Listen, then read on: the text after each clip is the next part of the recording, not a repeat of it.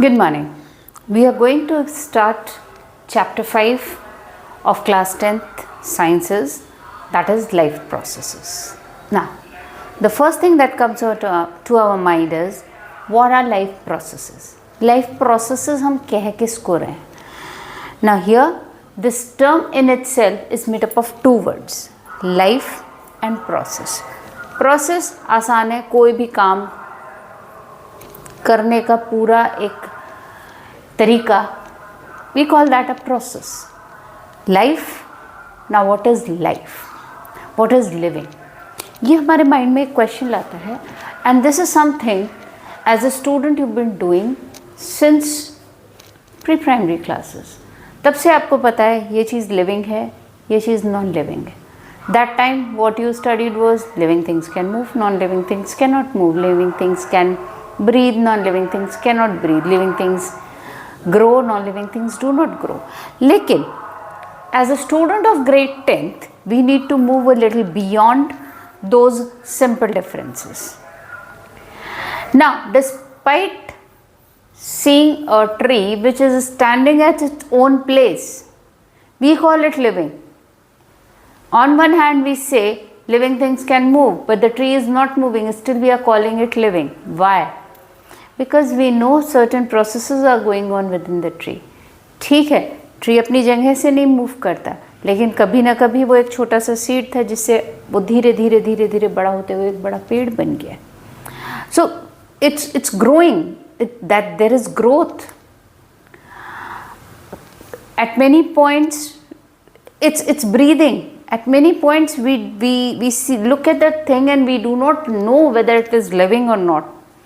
But still, we are able to assign it whether it is a living or a non-living object on the basis of certain characteristics. We've been doing them since previous classes, लेकिन अब हम आ जाते हैं cellular और molecular level पर.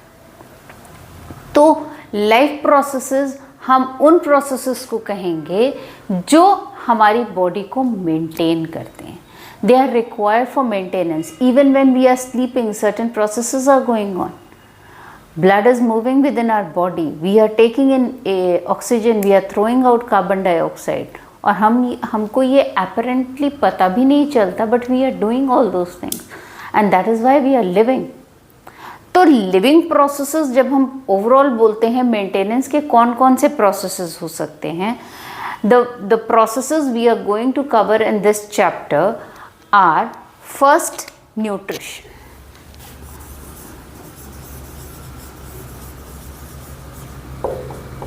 Now what is meant by the term nutrition? Nutrition means taking in food, sometimes directly consuming, at other times manufacturing that food, और उस food को यूटिलाइज करना ताकि एनर्जी रिलीज हो. और ये एनर्जी हमें किस लिए चाहिए? This energy is required to maintain the body.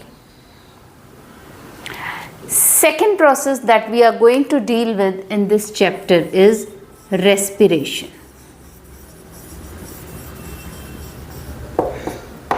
Respiration is not simply exchange of gases. अंदर ऑक्सीजन ले ली, बाहर कार्बन डाइऑक्साइड छोड़ दिया. नो, वो सिर्फ एक पार्ट है रेस्पिरेशन का. Respiration is taking in of oxygen, utilising it to obtain energy from the food that was derived by the process of nutrition. तो न्यूट्रिशन के प्रोसेस से जो सिंपल फूड मिला है उसको ऑक्सीजन के साथ रिएक्ट या कंबाइन करा के एनर्जी का प्रोडक्शन होता है, और कार्बन डाइऑक्साइड जो जनरेट होती है वो बॉडी के बाहर जाती है. This complete process is referred to as respiration. अब फूड हमारा स्टमक में बना, स्टमक में डाइजेस्ट हुआ, इंटेस्टाइन में अब्जॉर्ब हुआ, और and after that it is transported to all the parts of the body right from head to toe. तो वो जो ट्रांसपोर्टेशन है that is the third topic under life processes.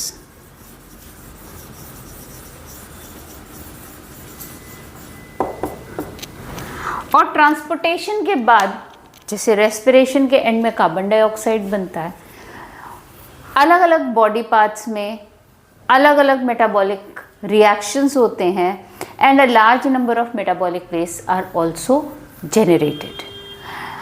Now these metabolic wastes are toxic, that is poisonous, और ये poisonous substances हमारी body से बाहर निकलने चाहिए।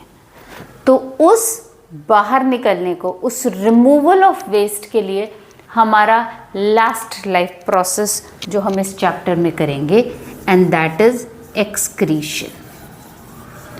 तो ये बेसिकली 4 टॉपिक्स हैं जो हम इस चैप्टर में करेंगे। और ये टॉपिक्स क्यों इम्पोर्टेंट है?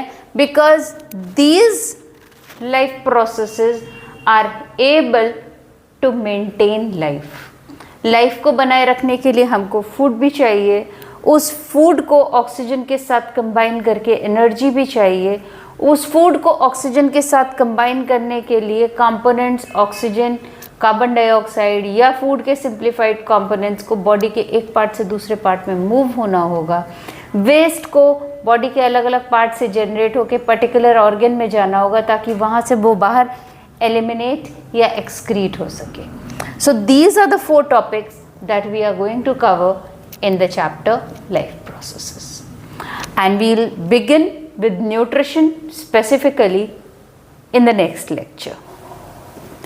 Join on our official page on Instagram, Facebook and YouTube for complete details. Thank you.